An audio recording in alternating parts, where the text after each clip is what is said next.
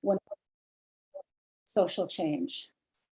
Shama, Rangwala, and Desmond do this critical work and more by identifying systemic discrimination through their activism, writing, pedagogy, praxis, and now their podcast. Thank you again for being here.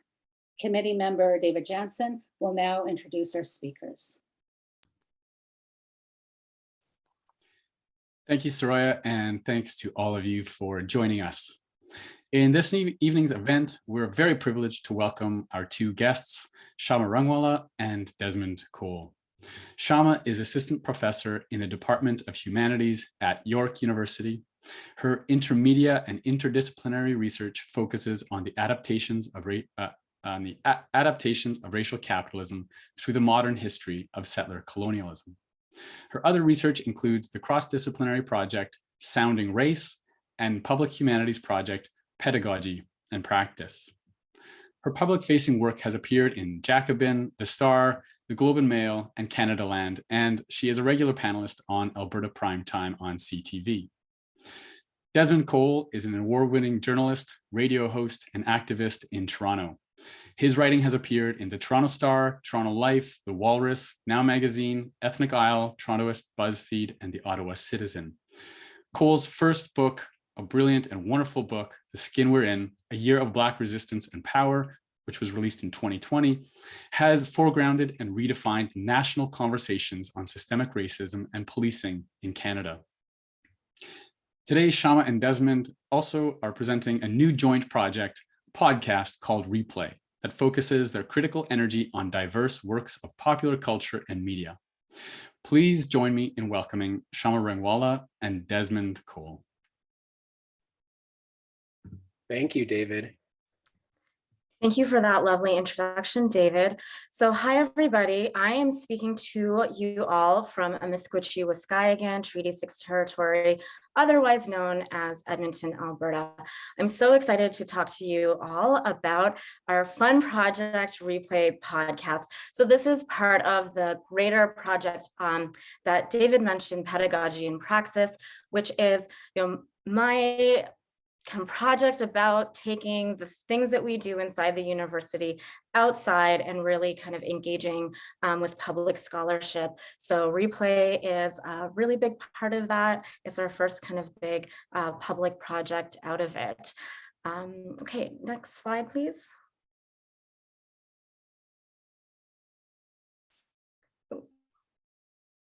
So this podcast is Culture and Politics. So Desmond and I talk a lot about culture all the time. We watch shows together. If you've listened to the podcast, the very first thing we watched together was Jurassic Park. So that was our first episode. So we're really interested in thinking about culture as this terrain of, contestation. So also we're both big fans of Stuart Hall. We're just talking today how, we wish he were still with us to help us understand this moment. But I have a quotation from Stuart Hall on, one definition of culture up here on the screen. So culture means the actual grounded terrain of practices, representations, languages, and customs of any specific historical society. So there are a lot of words in there. Culture is a practice, it is a mediation, it is ritual, it's behavior, it's specific to a time and place, it's grounded in material conditions, historical, it's social. It's also the contradictory forms of common sense. So common sense as, this thing that we accept to be neutral and natural, but actually, is a terrain of contestation. And it helps shape popular life. And so one of the questions that we are asking repeatedly through this podcast is, why does culture matter? And what is the relationship between culture and material conditions? So books and books, whole body of work, really the field of cultural studies looking at this question. And this is, what is the relationship between the material conditions in which a piece of culture like a TV show or a movie emerges, and what can culture do in the world? Is there any kind of effect that culture can have on those material conditions? And this last bit on the slide is very important to us. it can also be a pleasure to study and talk about culture. And so a lot of the stuff that we're talking about, we critique it. We're like, yeah, this is really, just about kind of laundering imperialism, or here's how this TV show reproduces racial capitalism, but also maybe we kind of like it, right? So a lot of the shows that we watch, it's like all your faves are problematic. Let's talk about it. And yeah, so that's one of the things that we're gonna be doing today with you all. Okay, next slide, please. So my work is on the adaptations of racial capitalism. So I look at how the ideologies that provide cover for the violences, exclusion, dominations of racial capitalism, how those ideologies of liberalism, of individualism, of meritocracy, those kinds of things, how they adapt across time. And so what we wanted to talk about today with you all are the adaptations of this genre of pop culture that, even if you don't seek it out, has probably found you, and that is propaganda. And so in this slide, just very kind of broadly tracing the strokes of what we are thinking about with these adaptations. In the 70s and 80s, you have like this strong white man cop, maybe he has some like romantic dalliances, he carries a gun with him, he's protecting white property, there's some kind of like vague, shadowy crime, and he's out there keeping the streets safe. That, changed a little bit as historical conditions changed, as calls for representation changed. And so, we see in kind of later decades, especially in the 90s, there was often colorblind casting, colorblind in quotation marks, of course, where, the cops, we were thinking like even the dad on Family Matters is a cop. There's usually like a black cop in some show that you're watching, but they're not really constantly talking about their racialization, what it means to be a police officer, what it means to be part of an institution whose origins, which, if you know Desmond's work, he talks about it in his book and in other places, the origins of policing are specifically anti-Black, specifically capitalist, racial capitalist. We will also talk a little bit about the propaganda that we see more recently, and that is the kind of representational politics, liberal diversity propaganda, where the cops probably, racialized and struggling with being part of the police.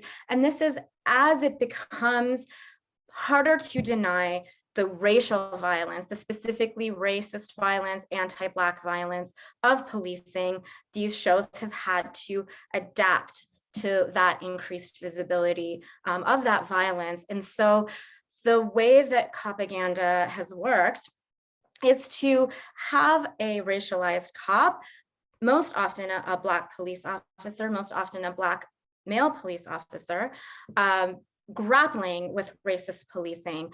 But the narrative itself ultimately reinforces that the need is for reform, that it's not fundamental to the institution, that this cop, will work really hard within the institution to change it, and that has the function to erase the systemic conditions, even as it makes that violence really visible.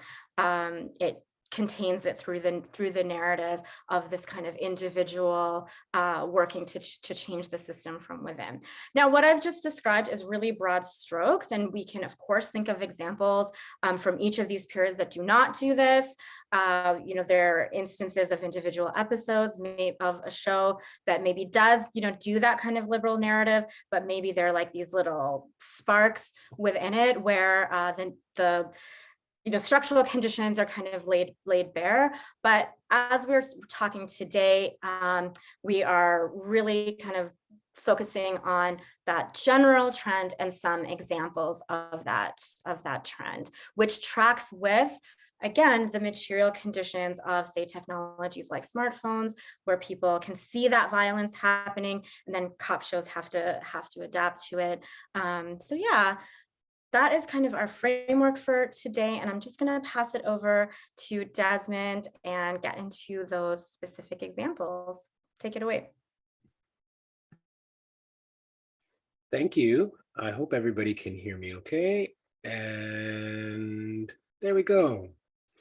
So, in preparation for our conversation today, I got really excited about all of the thoughts about this evolution and this adaptation of propaganda and of the need to do so because of a larger need to adapt in the real world. The narratives of policing needing to change, you know, in my work as a journalist, for example, reading a lot about how this idea, for example, this very modern idea that we should have more diversity on our police forces, meaning more Black people in most cases, because diversity was never really meant to satisfy anybody in this particular context other than us as Black people, particularly like in Canada, where I'm sitting here, and also in Treaty 13 territory in Takaranto or Toronto. In so many of the literature that we see starting in the 70s and early 80s, there's this articulation of a problem that policing is generally good. Policing is completely necessary and indispensable, but a lot of Black people seem to be complaining about it. They've got some kind of problem with this institution. And we won't articulate in these reports, right, that their problem is policing itself, police brutality, jail, all the associated parts of the criminal justice system, capitalism. No, their problem is that some of them have bad experiences with the police. But you know what we should do? We should put more Black people on the police force. And that'll solve the problems. Now, of course, it wouldn't, and it hasn't for 30 years. And even in 2021, we now see that police forces across Canada that are desperate to show some kind of action when their existence is harm to Black and Indigenous people. They nevertheless want to show that, like, they're making things better. And still in 2021, the idea of diversifying the police force is presented as though it is something radical, reformist, new. And I started looking back at the TV shows that I can think of growing up. Now, the first one on the screen here, Miami Vice, I was 2 years old when this show debuted, so I don't remember watching Miami Vice. I just know of it because it is one of those legendary shows. And if you look at this image and the ones that we're about to look at here, you kind of start to see really immediately that a couple of things are important in these shows. And it changes over time, but there are a couple of things that are really important that in the imaging of these shows even just stays quite constant. And the first is that there has to be at least one Black person. And if it's a Black man, even better. The Black man is almost required. So you're not going to see a whole lot of cop shows that don't have at least one Black cop as a man, cis male person in them. And that is directly, as Shama was saying, it's directly in response to material conditions and to people saying the police are mistreating us as Black people. And so we can individualize now these narratives, right? We can have the story of the upright Black cop who escaped the hood, who escaped the ghetto, who got an education, as if cops went to school. Sorry for all the cops in the room who are highly educated. But, like, you know, breaking that stereotype out of his community and then making it into the kind of, you know, law-abiding citizen stakeholder side of things. So, you know, you definitely start seeing that in Miami Vice in 1984.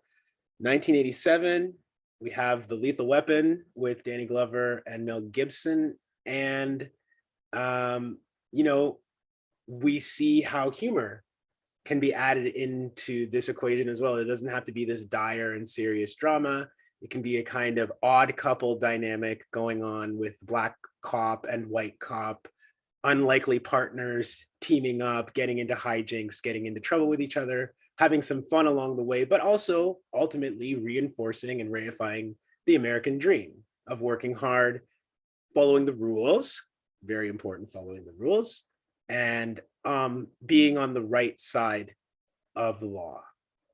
Law and Order 1990. For those of you who only know the newer iterations of Law and Order, this is how it started. This is what it looked like. I so love this image. But again, you know, and you almost see how our friend on the left here is foregrounded in this image, as if to say like, hey, I know you see all these other guys here, but pay special attention. There's something going on. And now we're in the 90s where I think this whole representation thing really goes on steroids and just begins to completely take over all of our television narratives, not just about policing. When I was 12, this show came out, New York Undercover. I'm sure many of you have never heard of it. I would so love to watch this show again for our podcast and to see how it holds up in 2021. When I was 12 years old, the show's on TV, and me and my best friend loved this show so much. And this goes back to, again, what Shama was saying earlier about like not necessarily hating that which we are critiquing. I loved this show growing up. I love another show that we're about to talk about in just a moment, which is a cop show, which does all the same things that I'm talking about and critiquing here. But the reason I was drawn to this show as a 12-year-old boy, New York Undercover, was because the two people you see at the bottom, the two men cops at the bottom here, had this really like hood dynamic to them, where they didn't talk like they were like A students. They were a little bit rough around the edges. They were from the hood for real themselves, and they understood the places that they were policing. And as a 12-year-old, I thought that was so cool and deep. And, you know, I got into that. I had to bring up this next example of Law and Order SVU. So now we're almost a decade out from when this show debuted, and we get SVU, which is the spinoff to Law and Order that a lot of people know very well. And here in this picture, we have Ice-T, as he was known when he was a rapper, and is still known as his stage name, right? And Ice-T became very famous as a rapper in the 80s and 90s for, among other things, talking about killing cops. So what a coup, right? What a wonderful capture for this cop show to have this person who to an entire generation of Black people represented, and Black young men in particular, represented a kind of Black masculinity in resistance and opposition to this institution of policing. And here he is on the other side of the screen. Is that because Ice-T the rapper is just a persona? And then this actor that we see on the screen in SVU is also just a persona? I mean, these are the kind of things that we want to think about and to talk about. This one's my favorite. The Wire, debuted in 2002. Again, love this image, love this portrayal of like a poster for the show.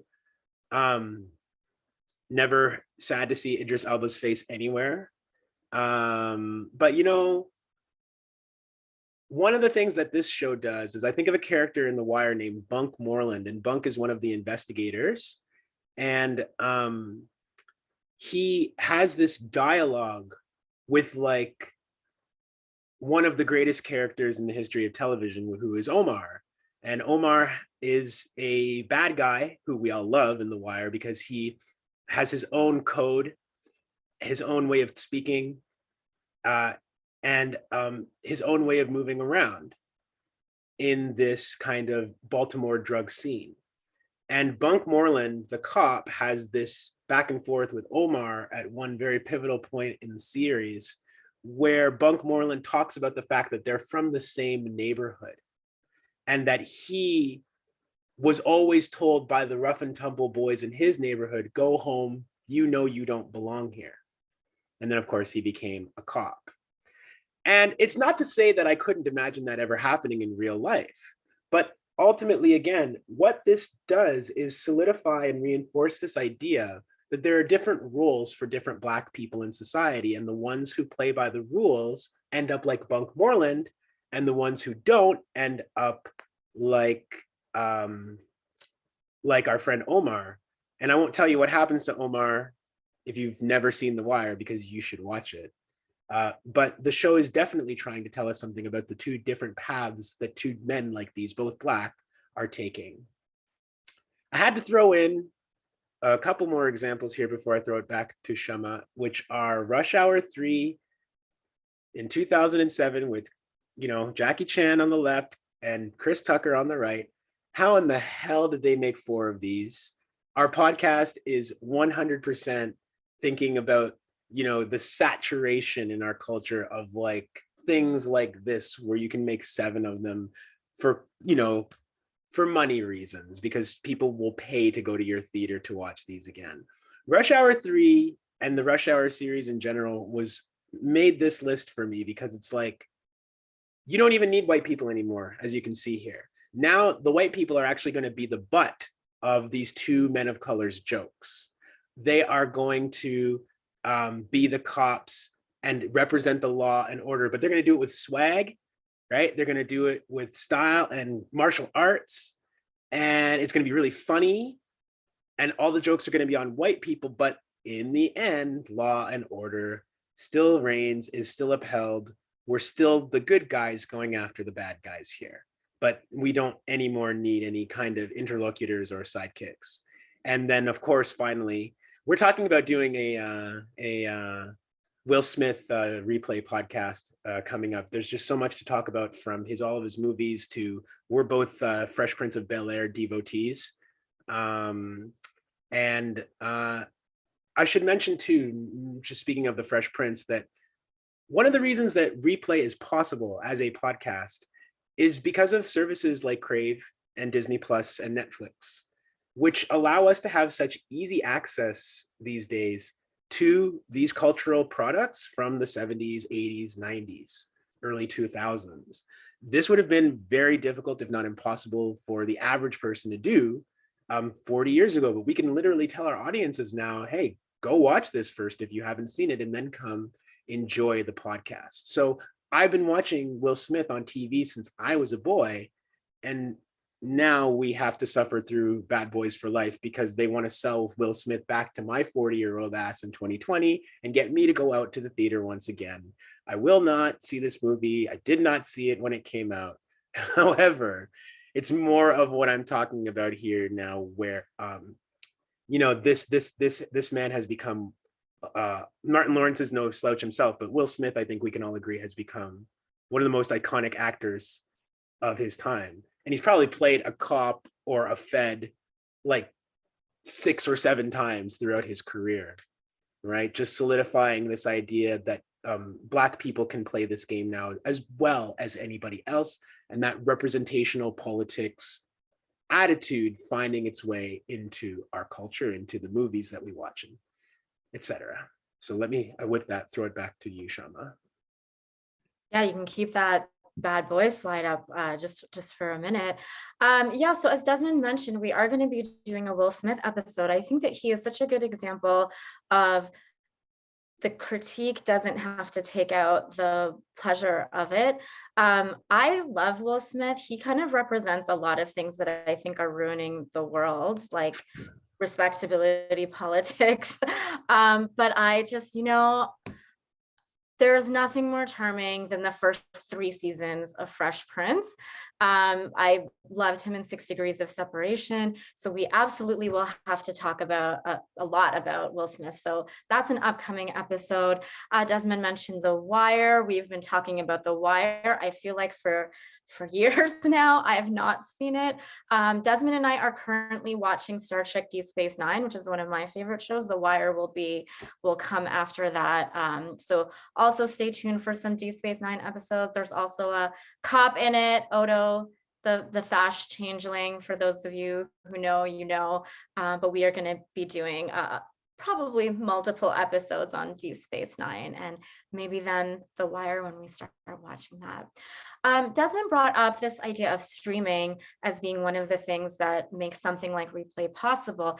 It's been, very surprising to me that my students watch Friends. They watch all of these old shows.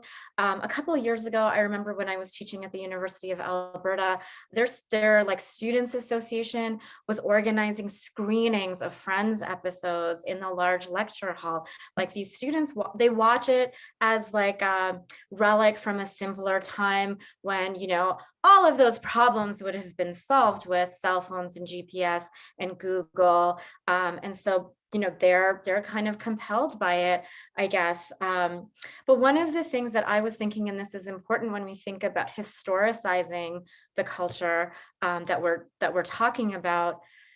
When we were kids in the 90s, I mean, me and Desmond, you might have been a kid in another time. The 70s seemed really far away. Like 20 years ago was a really long time ago. And I don't think it's just because we were kids, it was because of accessibility. Culture kind of, you know, it was like TV shows and movies, they came to the theater or your TV set, and then they kind of passed. DVDs, you know, in the late 90s and 2000s maybe shifted that a little bit, but for the most part, the 70s seemed really far away. Even in the 2000s, maybe the 80s seemed kind of far away.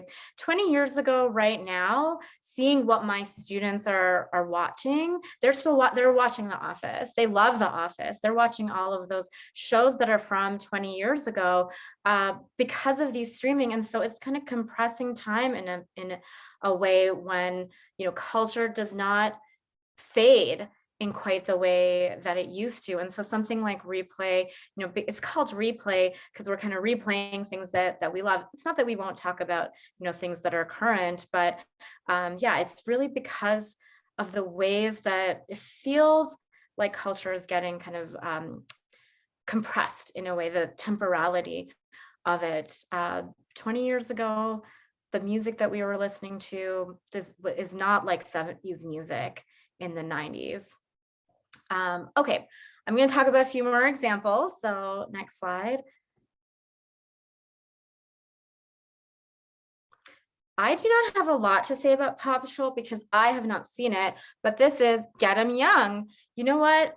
Those puppies are cute. All puppies are cute. And it's the most perfect face, cute puppy face to put on cops. And I was talking to a parent about Paw Patrol, and they were like, yeah, you know, our kid just loves it so much because it's so cute and they like the stories.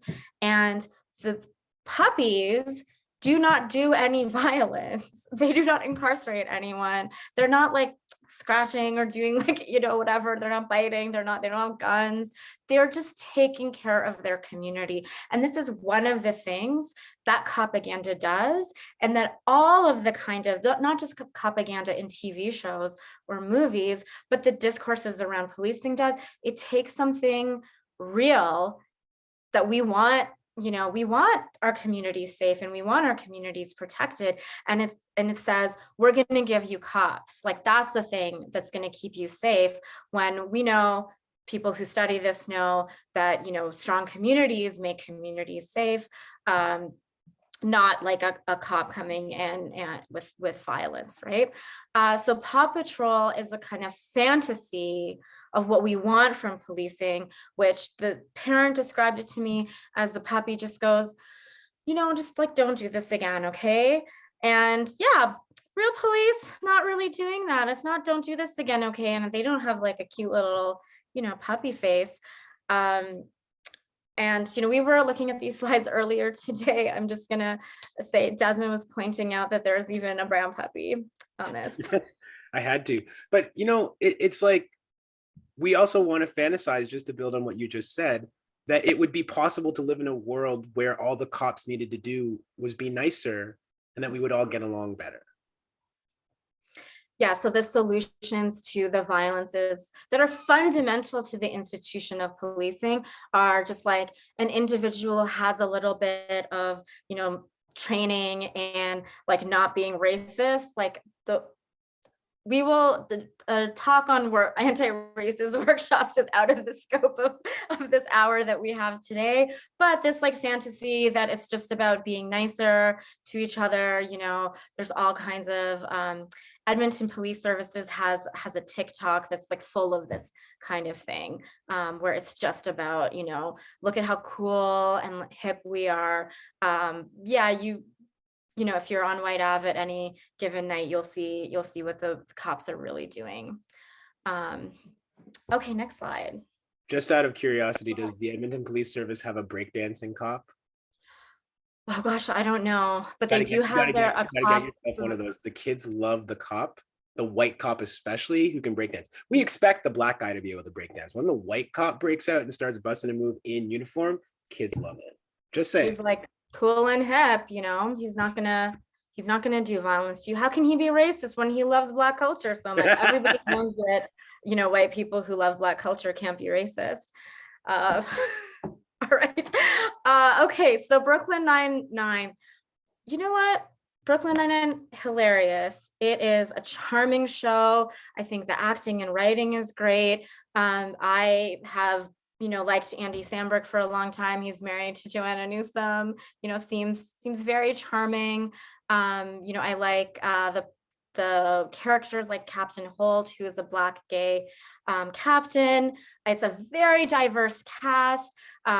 Jake, the Andy Samberg character, one of his best friends is a criminal, and they never kill anybody. They don't shoot anybody by accident. They're not doing stop and frisk. They're not doing the things that we know that the NYPD does. And this is another kind of fantasy because, yeah, if you just have people who are like doing jokes and pranks on each other, and every once in a while when somebody needs something, they'll go help them. Yeah, that would be great. That is not what the NYPD is. This doesn't mean that you can't like the show, but this show does, you know, what I was saying at the beginning of the talk, where it can no longer deny that racism exists or that homophobia exists. And so a lot of Captain Holt, you know, his kind of backstory and, you know, he wants to be police commissioner in some narrative arcs is, do you know what it's like to be not just a Black cop, but a gay cop? And, you know, really talking about discrimination against him as an individual because of these identity categories. But it's like, what do you think the police is? Like, what do the police police, right? What are the kind of norms that the police as an institution are there to uphold? But it narrates out of making those things visible. It makes it visible, and then it says, but look at how well they're taking care of their communities. Now, after the uprisings of 2020 for Black Lives, the show, I did not see the new season, but I do know that one of the women of color in the show, her character left the police service saying, like, actually policing does have you know, systemic problem. I'm not sure if they go so far as to say it's like an institutional fundamentally, but they're really trying to grapple with this because, you know, they're good liberals who did good representational politics by having such a diverse cast. And then the uprisings of 2020, which were a real kind of capital E event, needed to be incorporated and adapted around in some way. And I think the most perfect TV show that incorporated and adapted around that is the one on the next slide. So, oh boy, Desmond and I laughed for about like at least a solid like 3 minutes earlier today at this poster. What is going on here? I can't get over this. Like, please continue. Yeah. So I love watching Marvel movies. They're absolutely, the purpose of Marvel movies is to launder imperialism. Like, that is the very like fundamental purpose of this. We know there are theorists who talk about imperialism and, you know, domestic, you know, violence in imperial centers and settler colonialism. Nikhil Pal Singh calls this the inner wars, the kind of inner war against Black and Indigenous people, and the outer war, you know, that are all of the kind of wars of imperialism in West Asia, South America, Africa, etc. Falcon and Winter Soldier brings the inner and outer war together really perfectly. Like, I work on adaptations of racial capitalism, and if somebody told me, like, write the most like containing of any kind of like radical, any kind of radical critique show that you could possibly think of. It is narrating the, it's not just a Black cop. So those other examples were Black cops. It is narrating a Black man becoming Captain America, America, the, imperialist, settler, colonial, racial capitalist, founded on slavery and genocide state. He becomes Captain America, and his conflict, is both personal, that, how can I take this over because Steve Rogers was so great? And it is racial in that he sees another super soldier who says, no Black man who, they would never make a Black man Captain America. And if they wanted to, no self-respecting Black man would take it. And the whole story is to narrate him taking it. And so it foregrounds this critique. It cannot deny that critique anymore. Actually, the bad guys are flag smashers. That's what they're called. And I'm like, yeah, smash flags. That's like good, actually. So, they really foreground this, but only in order to contain it. And the kicker at the end of Falcon and Winter Soldier is that man, the super soldier, the older, like he's like 100 years old or something, Black man who was tortured by the state, incarcerated and tortured, while Steve Rogers, the white super soldier, became Captain America. He gets put into a museum, and it's like, did you all not listen to Eric Killmonger when he went into the British Museum and was like, museums are bad, actually, or museums are sites of colonial and imperial violence? No, that's even in the same franchise. They didn't listen. They actually contain it so perfectly by, putting the person they had say a Black man shouldn't take Captain America because of the, violence that's fundamental to America. And then he's happy. He's happy because he gets put into a museum. This guy, Falcon becomes Captain America, happy ending. He's going to change things from the inside, hope and change and whatever, all of that. And so really the perfect show for this kind of narrative containment. You said hope and change, and I was literally thinking while I was looking at this and listening to you that this has got to be Obama's favorite new series, like coming out in the next 5 years. Like this was, did he executive produce this? Is there something I haven't heard? Because like it's so perfect.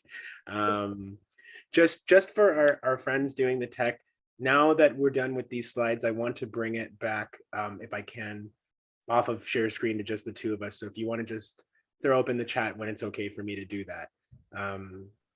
But I wanted to also mention really quickly too, because you mentioned The Office, Shama, that people should really watch the British version of The Office. If people are watching The Office and going back and having that nostalgia moment, which I totally recommend that you do, make sure that you watch the British version of The Office as well.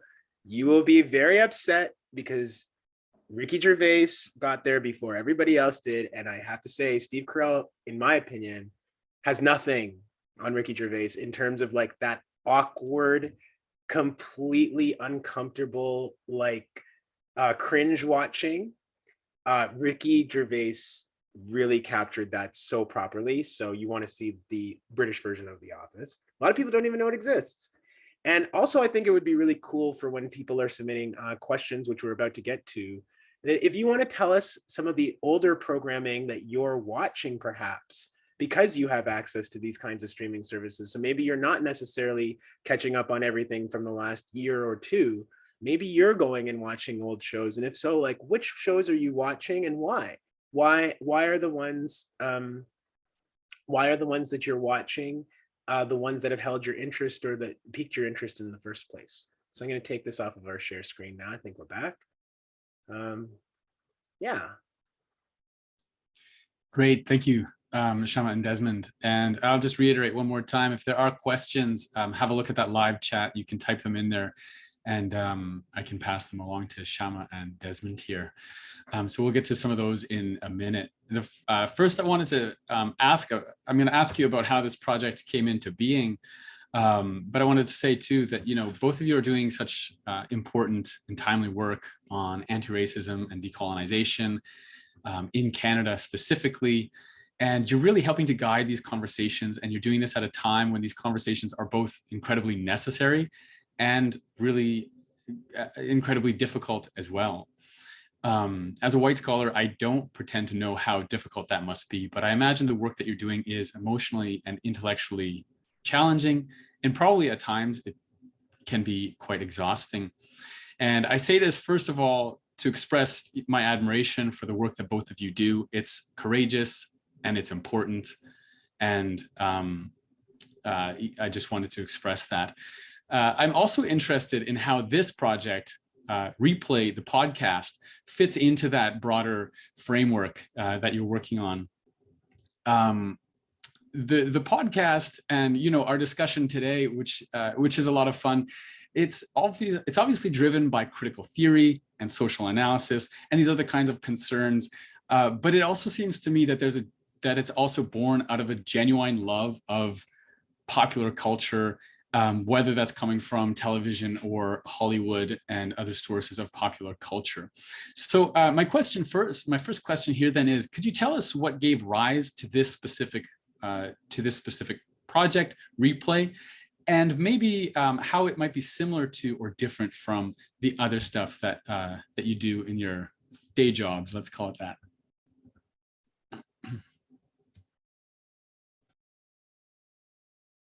Shama, you want to go first? Yeah, so a few years ago, I started doing kind of more public work, and it really gave meaning to the kind of scholarly work that I was doing, because a lot of academia is just, sitting around reading theory and having conversations with other academics, but also living in a moment of multiple crises, which I know that Dave is also an thing that you work on as well, thinking about crisis. And I wanted to look not at political economy or the material conditions, but rather the ideologies that kind of sustain all of these kind of material exclusions and dominations. So yeah, getting into kind of cultural studies more, or using those examples, I would find when I was giving kind of more public talks, it would always help to have some kind of pop culture example to explain the sort of thing that I'm talking about. So even explaining, if I tell somebody I work on adaptations of, racial capitalism during a time of liberal crisis, what does that mean? Well, if I talk about, the 2020 uprisings as an event that actually was a kind of rupture, and how liberalism adapted kind of around that through pop culture, through that narrative. It's not just happening in the cultural domain, because I think that this election of Kamala Harris as vice president is part of that containment too, and that's not in the culture, that's in the political realm. But using a cultural example, I think can help make it a bit clearer, these kinds of things that we're talking about in very kind of theoretical ways sometimes. So that is the kind of day job connection piece. Just to respond to what you were saying about this work being difficult to think through, we need pleasures in our lives. And actually, doing this podcast is a real pleasure. It's really fun to talk about this pop culture. It does relate very directly to, I think, both of the work that we do, which, is not the same, but I think complementary, which is why, when we have discussions about whatever the topic of the podcast is for that episode, we're approaching it, with similar kind of politics, but we have complementary things to say.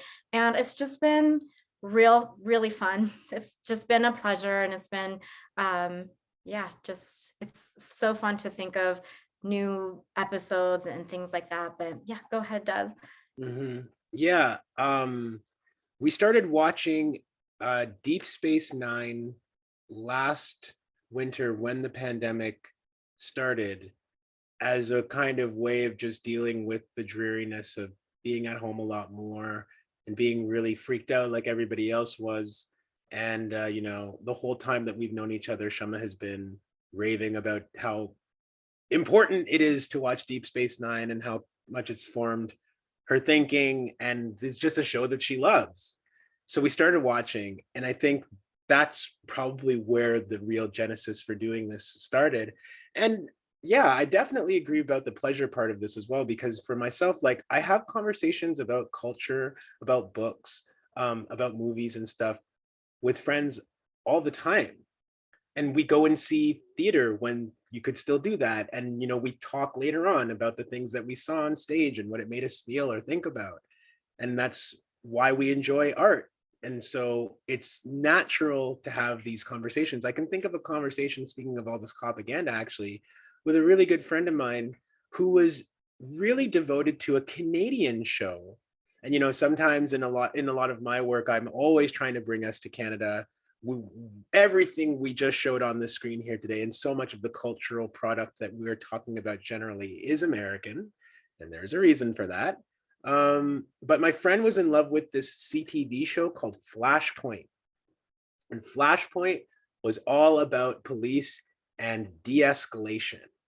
And so how could they go into these really tense situations where a bomb was going to go off or where there's a hostage situation and make sure that everybody gets out alive, gets out safely without being physically injured, that the police don't take any more of a kind of physical risk to themselves or others than is necessary. Another fantasy, but perhaps a little bit closer to the one that we talk about today when we start to talk about detasking the police, even defunding or abolishing the police, is to say that the kinds of violence that we've come to know policing for are actually not necessary to do the job, and trying to explore that through a show.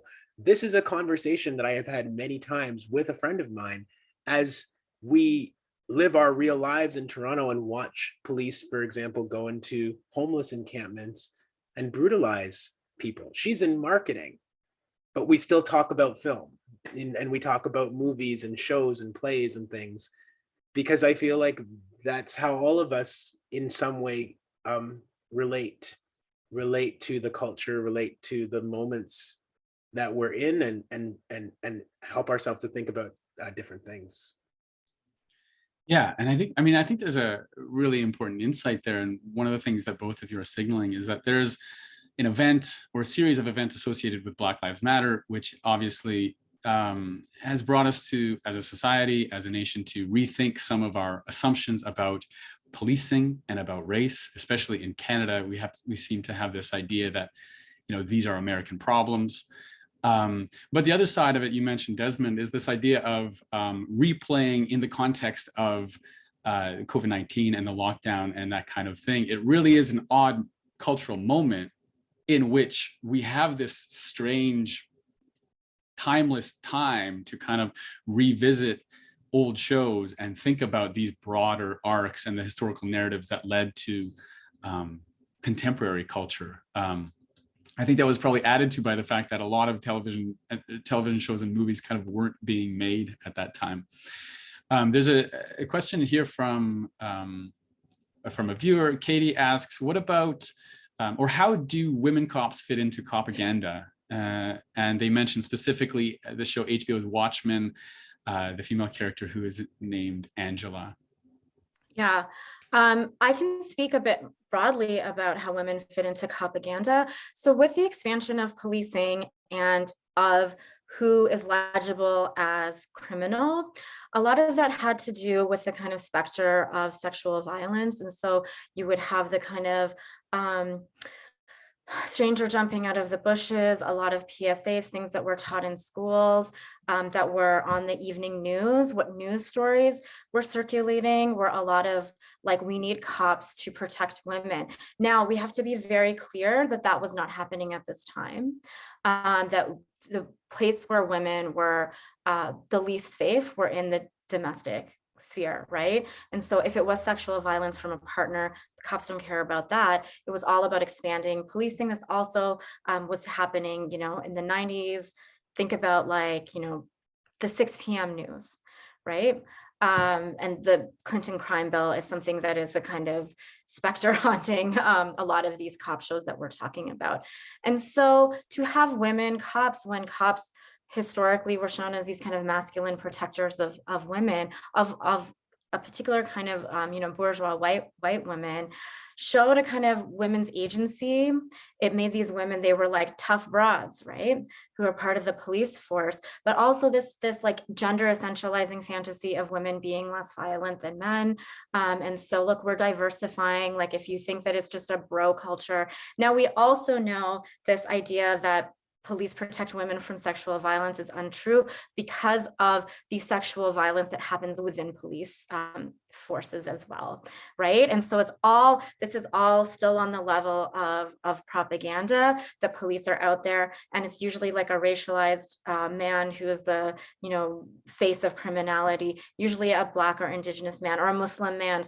Particularly in Europe, it's like the Muslim immigrant, right, or man who's doing the sexual violence. But actual women are not being protected by policing, but showing that there are women in the shows is just another kind of diversity, and it's showing women as agential, and it's also gender essentializing that women would be gentler than a male cop, which is not true. I mean, it's like, I don't care about Gina Haspel being the head of the CIA, right? She ran a black site in Thailand. Like, we don't need more women cops.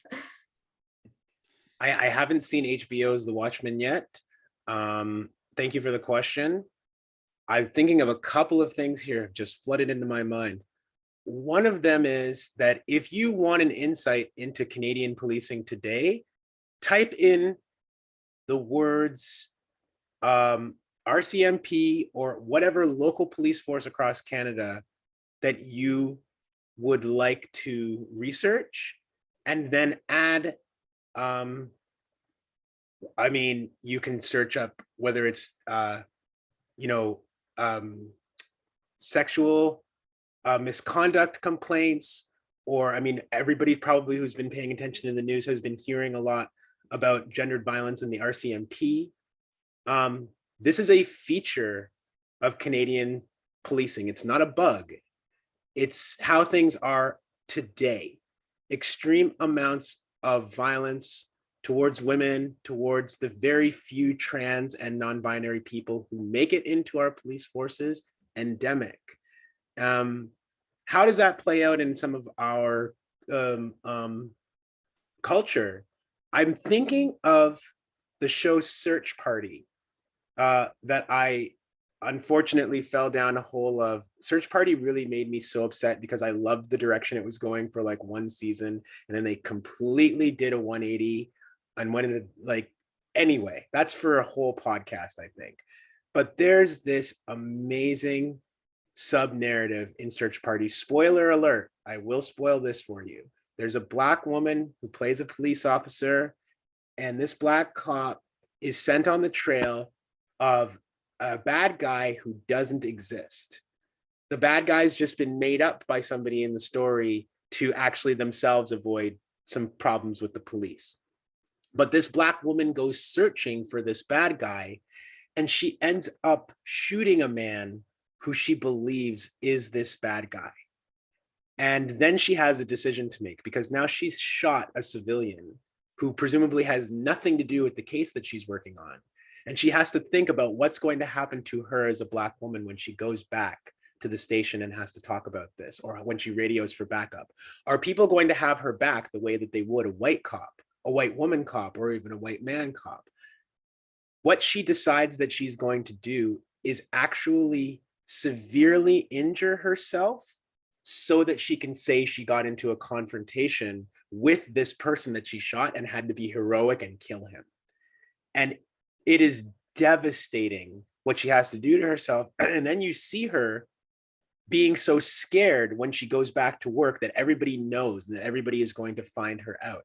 And the way that this Black woman's paranoia is portrayed, the way that she fears that she has to do this to herself because otherwise no one is going to have her back, is one of the most honest and well-scripted portrayals of what it could be like for a Black woman in a policing experience. It was kind of real to me in a sense. Like, I thought it was extremely well done.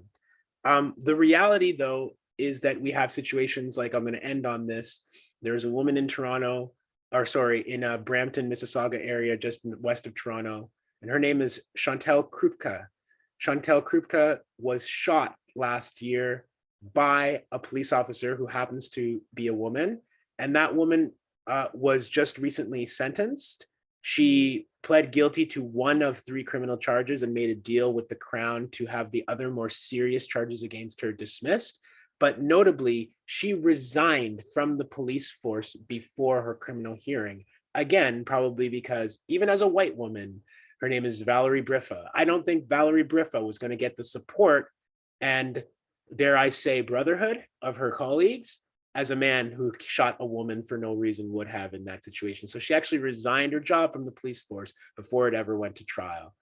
And that's the state of policing in this country today for women, is that they're still expected to do all of the violence, but they will never receive the same kind of support and backing and validation that their male white counterparts will. Yeah. I think, thanks for that, Desmond and Shama. I think we're pretty much out of time here. I have like 23 more questions, but I guess the thing to do is, if everybody wants more critical analysis of culture, you can make sure to follow @ReplayThePod on Twitter. And I think you can find the podcast on Spotify and other media sites as well. So I just want to close by saying thank you so much to everyone. Thank you to the Speaker Series Committee, Soroya Mole and Leonard Naka, for organizing this series. And of course, to the Communication Arts Department at the University of Waterloo. Thank you, of course, to you, Shama and Desmond, for sharing with us this evening. Everybody else, find the podcast. If you haven't found Desmond's book already, make sure you do that as well. And of course, thank you so much to the audience, for all of you for showing up, for joining. And take care, and we will see everyone again soon. Thank you again. Thank you.